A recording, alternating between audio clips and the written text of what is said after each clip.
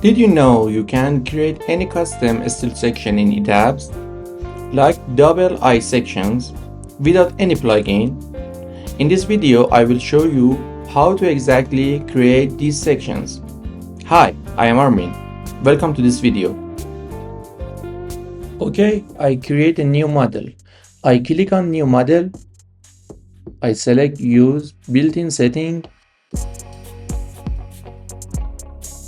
I choose metric SI, and for the default database I select Europe because I want to use IP 180 from the ETABS database. I click OK. I accept this setting, they are not important for us. Click OK. To define a new section, we go to the Define menu, then Section Properties and Frame Sections. Because we want to create a new section, I click on Add New Property. From this window, I choose Section Designer. I have to give it a name. I choose 2IP180.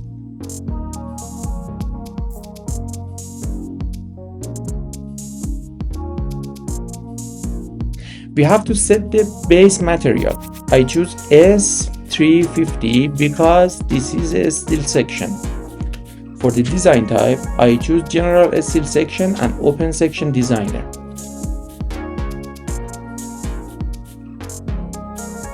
To create the double I section, we have two methods. First, we can insert an I-shaped steel section and then change its properties to IP180 according to the table. Second, we can insert IP180 directly from the ETABS database. In the first method, we choose Draw I section and click on any point on the screen. As you can see, we have an I-shaped steel section. If I want to change its properties, I have to right-click on the gray section.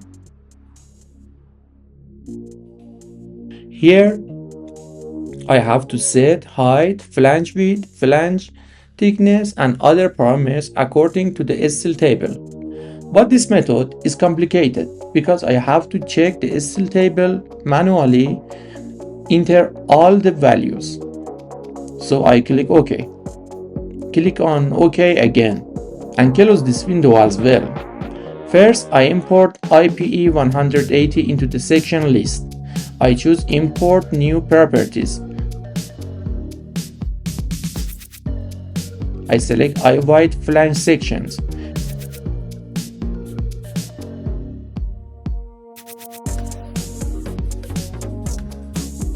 Be careful, the property file should be set to Europe because we want to select IPE sections. In the filter text box, I type IPE, then I select IPE 180 and click OK. You can see that it is added to the property list. I select IP 180 and click Copy to Section Designer. I also give it a new name. I add 1 at the end of the name because it must be different from the previous section.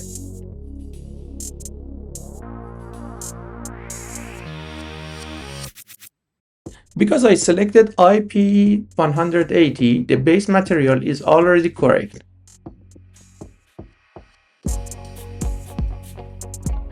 And the design type is set to General Steel Section by default. I open Section Designer. You can see IP 180 at the center of the screen. Now, I want to add another section to the left or right side of this section. So first, I have to move this section to make enough space. I want to move it to the left. As you know, IP 180 has a flange width of 9 cm. So if I move it 4.5 cm to the left, there will be enough space to insert another section on the right side. If you don't know how much to move the sections, move the cursor to the edge of the section and read the X value show at top of the OK and cancel buttons.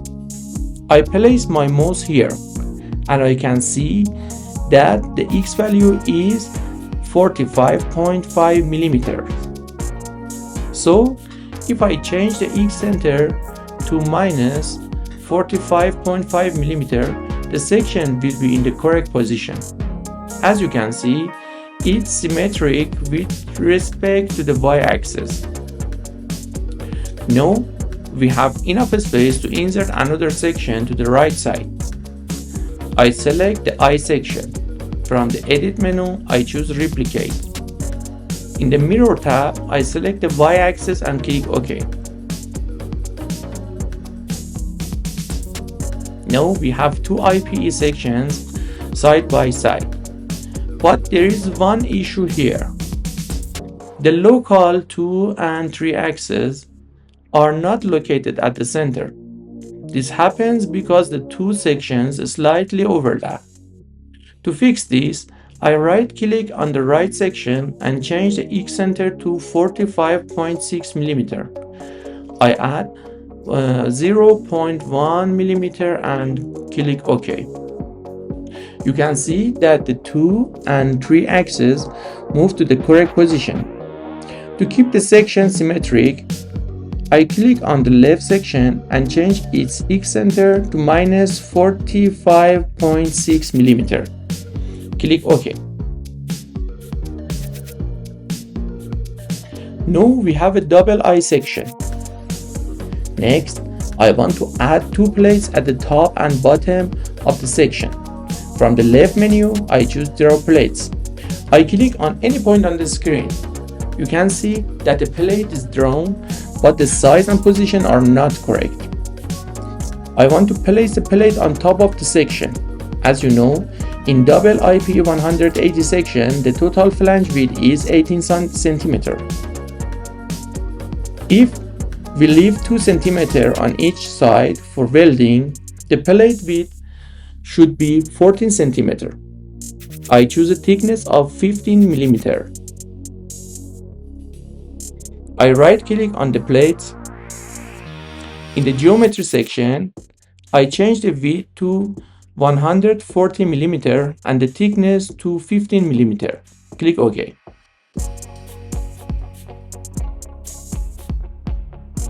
Now the dimensions are correct, but the position is not.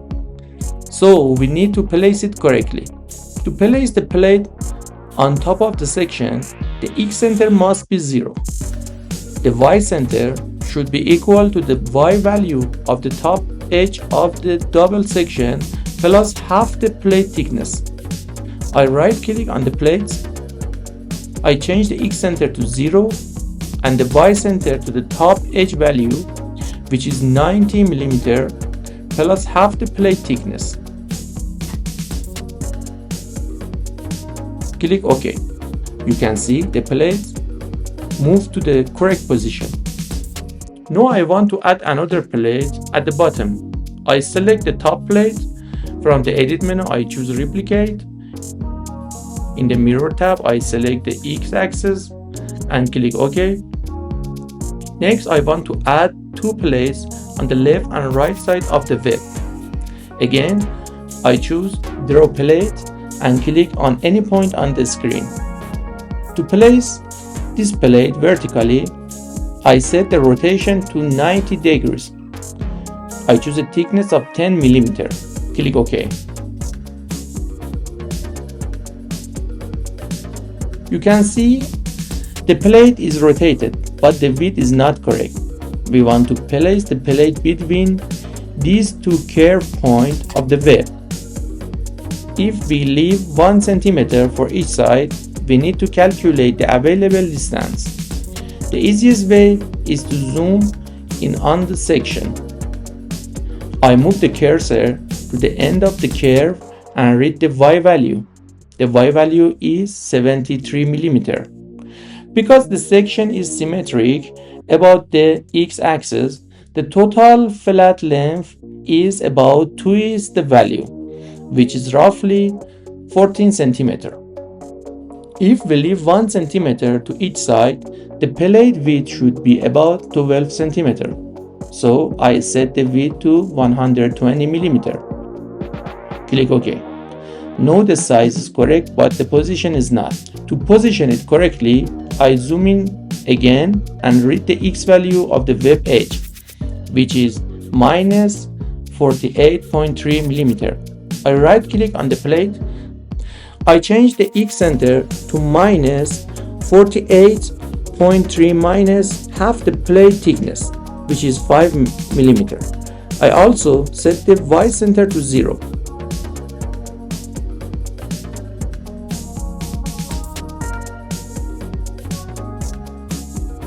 Click OK.